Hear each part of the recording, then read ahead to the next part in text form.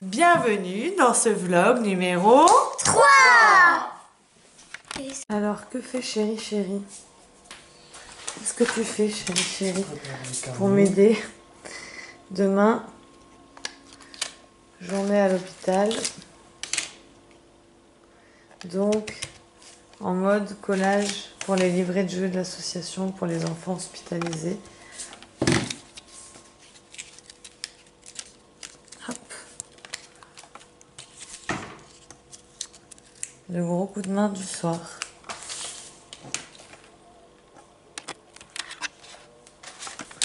Merci chérie chérie. C'est pas pour toi, c'est pour les enfants. Merci. Sympa. Oui, c'est pour les enfants, mais c'est quand même pour moi parce que ça m'aide beaucoup. Oui, c'est vrai. Ça m'aide beaucoup. Tant que tu fais ça, je peux faire autre chose. On va aujourd'hui, Calista? À l'hôpital. Et qu'est-ce qu'on va faire? On va faire une prise de sang. D'accord. Est-ce que tu sais à quoi elle va servir cette prise de sang? Oui, c'est que en fait, si quand on aura la réponse, elle sera pas rentrée la prise de sang, je vais avoir une perfusion. Et si elle sera rentrée, je vais pas avoir la perfusion. D'accord. En fait, pour vous expliquer, Calista, elle a un problème immunitaire. Tous les vaccins qu'elle a pu faire depuis sa naissance, et Dieu sait qu'il y en a eu beaucoup, puisqu'elle est grande préma et que on nous a pas du tout laissé le choix. Elle a eu ses vaccins, j'étais même pas présente, les premiers, elle les a eu en réanimation, je crois. Aucun de ces vaccins n'est présent dans son organisme. Alors, ils savent pas si c'est les problèmes qu'elle a au niveau de ses leucocytes qui ont fait que les vaccins ont été évacués, ou si ce sont les traitements à base de corticoïdes, cortisone qu'elle prend, qui sont super forts pour ses poumons, qui ont expulsé les vaccins. Donc en gros, ça veut dire soit d'un côté on la soigne et on enlève de l'immunité, et enfin c'est un peu le serpent qui se mord la queue pour le coup. Donc le mois dernier, elle a été revaccinée, le Revaxis, donc le vaccin le moins fort entre guillemets. Et puis un mois plus tard, on doit faire le test pour savoir si le vaccin il a été assimilé par son organisme ou si, comme les autres, il s'est évaporé quelque part. Donc si les tests sont positifs, donc on aura les résultats dans 1 à 2 mois. C'est un peu long en immuno. Si les tests sont positifs, que le vaccin est là, on reste comme ça. Si le vaccin il s'est fait la malle, eh ben, on passera à des perfusions d'immunoglobulines. Ça veut dire que ce sont des perfusions, c'est comme qui dirait des défenses immunitaires comme si vous buviez de la défense immunitaire dans un bol. Voilà. C'est les perfusions, en fait, t'as quelque chose, il y a une barre et qui roule et t'as un sachet dessus avec des médicaments dedans. Et t'as un tuyau qui est par exemple sur ton bras, celui-là, et ça va dans ton bras et ça donne des médicaments. Voilà, c'est ça la perfusion. Est-ce que ça fait mal quand on met la perfusion? Non. Et quand on l'enlève? Ça fait pas mal. Bon. Et la prise de sang, aujourd'hui, tu vas la faire comment? Avec le masque qui m'endort. Voilà, comme ça, tu n'auras pas mal. Super. Même si des fois où tu fais sans le masque, au début, tu as peur, et après, tu dis quoi? J'ai dit qu'il est pas mal. Voilà. T'es Mais toujours angoissée. Mais avec un docteur, lui, il m'avait fait la piqûre, j'avais rien senti. J'avais même pas le pic. Docteur Farid? Eh ouais, Farid, il est trop fort. Il n'y avait même pas le pic. Oui.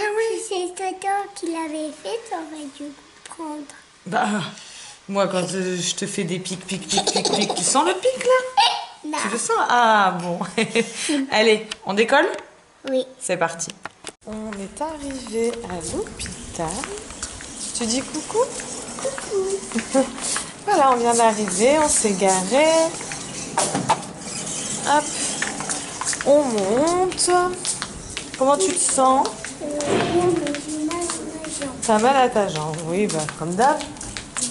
Hein? Ouais, comme d'hab. Allez, ascenseur et en avant, gagnant. Voilà, Calista, elle est en train de monter les rails du train. Tu fais un train, ma chérie? Oui. Regarde-moi, dis coucou. Voilà. On monte le rail du train. On est sorti de l'hôpital.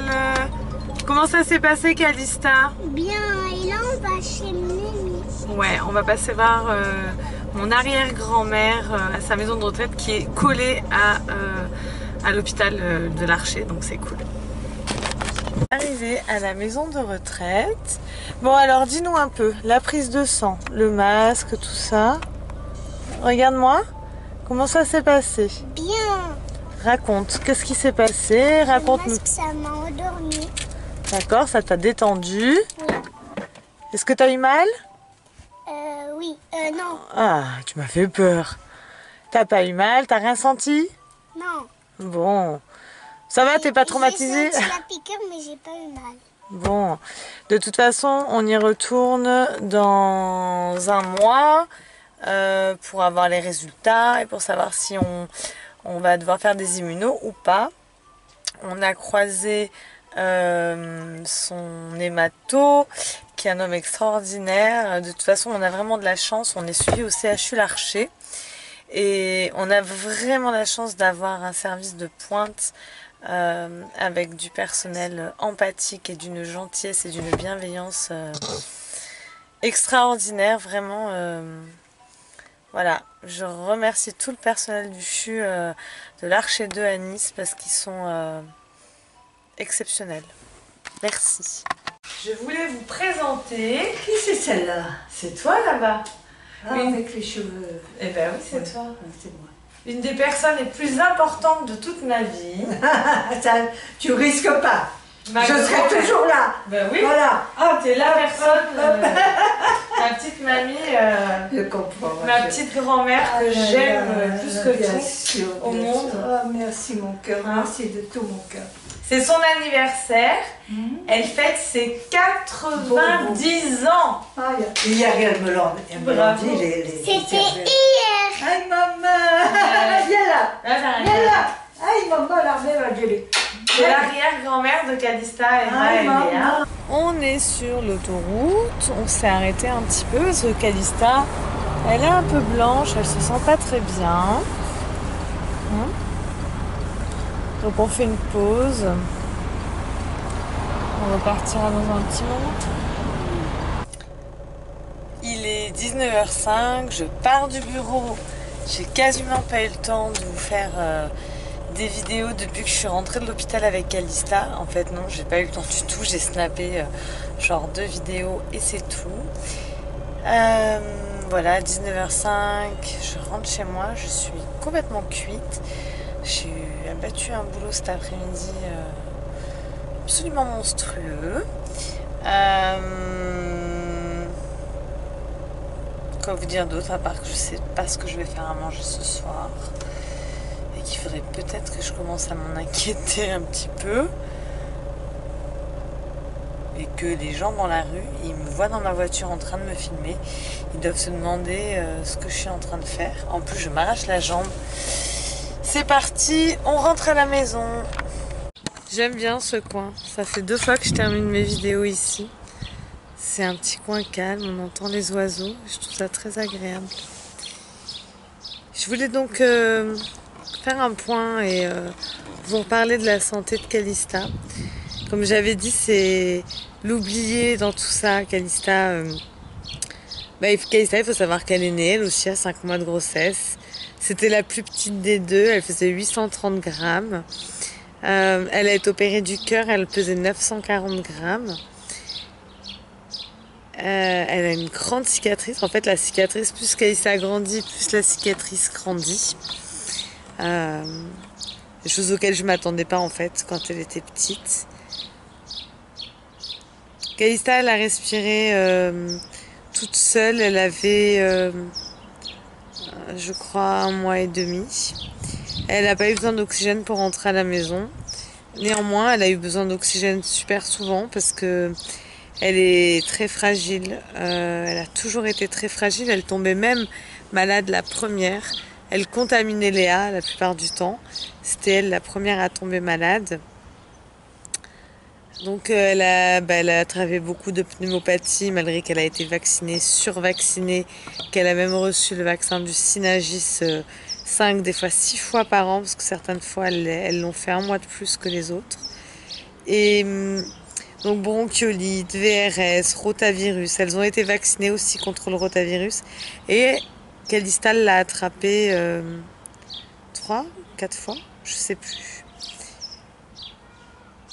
Donc Calista, une jeune petite très fragile qui a fait des grosses convulsions post-vaccinales en 2013 ou 2014 avec un petit 38 qui finalement s'est avéré être une crise d'épilepsie, lobe frontal ou je sais plus quoi. En fait, le neurologue, parce qu'on a fait des examens, parce que ça me paraissait un peu bizarre, que pendant toutes ces années, on a cru à de l'épilepsie, des convulsions fébriles. Alors certes, elle a fait des convulsions fébriles, puisque c'est arrivé en cas de fièvre, mais le truc, c'est que c'est arrivé sans fièvre plusieurs fois. Et notamment, c'est arrivé à l'école plusieurs fois. Et ces crises, en fait, elles viennent alors d'une grosse fatigue optique. Donc le fait de regarder la tablette pendant une période où moi j'allais pas bien, je la laissais souvent regarder la tablette. Erreur. Problème au niveau des yeux. Donc migraine ophtalmique. En général, ça a commencé avec maman, j'ai mal à la tête, j'ai mal à la tête. Elle vomissait, elle s'allongeait et elle crisait. Ça a commencé chaque fois comme ça. Et puis, depuis qu'elle a les lunettes, qu'elle a pris l'anti-migraineux, ça va beaucoup mieux. Elle en fait rarement. Donc, pour vous expliquer, la prématurité a laissé des séquelles à l'intérieur de son cerveau. Il y a un chat qui passe, qui va et qui vient. Ces toutes petites séquelles, c'est des micro-lésions du cerveau. Certaines, elles ont disparu et d'autres, elles ont cicatrisé. Et bien, ce sont ces petites cicatrices qui créent ce genre de choses, ce genre de troubles qui peuvent être provoqués comme ça. Ces troubles-là vont disparaître à l'adolescence, à la puberté exactement. Donc, je me fais pas trop de soucis, c'est complètement sous contrôle. Les crises se font rares maintenant. C'est vraiment en cas de grosse fatigue et avec les lumières, par exemple de spectacle, ça arrivait plusieurs fois que ça la fasse partir en crise et après elle dort 4 heures, elle se souvient plus de ce qui s'est passé et tout va mieux 4 heures plus tard. Ça lui provoque aucune perte de mémoire, aucune perte d'acquisition d'école ou quoi que ce soit. Ça change rien. Donc on fait comme si de rien n'était. Ensuite, il y a l'asthme. Alors oui, elle a un asthme très sévère qui la fatigue rapidement et beaucoup. Elle se fatigue à la marche. Surtout que maintenant elle a très mal aux jambes. On ne sait toujours pas pourquoi. On a fait 1 million d'examens. Alors des fois je me demande si c'est pas un peu du cinéma. Et quand je commence à me demander ça, je vois qu'à l'école elle a ces moments où elle a très mal. Donc elle fait pas ça que avec moi, parce que des fois je pourrais croire que c'est pour que je m'occupe plus d'elle ou quoi. Malgré qu'elle a déjà toute mon attention, plus que les autres d'ailleurs. Mais en fin de compte, elle a mal quand elle va à l'école, elle a mal des fois quand je m'occupe à fond d'elle, donc c'est presque incompréhensible. Et donc cet asthme, cet asthme fait qu'elle a besoin de ventoline très régulièrement, à l'effort, des fois sans effort.